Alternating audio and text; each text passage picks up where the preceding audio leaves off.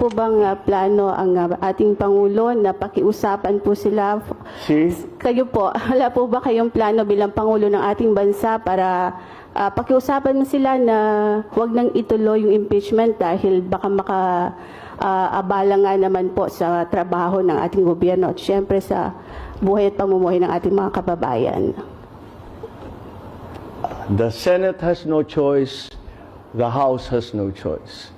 They have to do this now. Once the impeachment complaint was filed, tumakbo na ang proseso.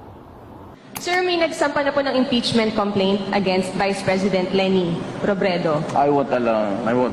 Do you think, sir, may basehan po para ma-impeach nga po siya? What are your thoughts po? Look, we just had an election. Guys, lay off. Let's stop it. Can do other things, but do not tinker with the structure of government. I will not countenance it.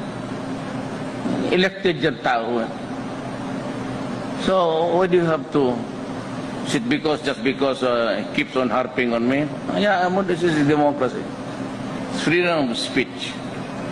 Wala naman, there is no overt acts committed.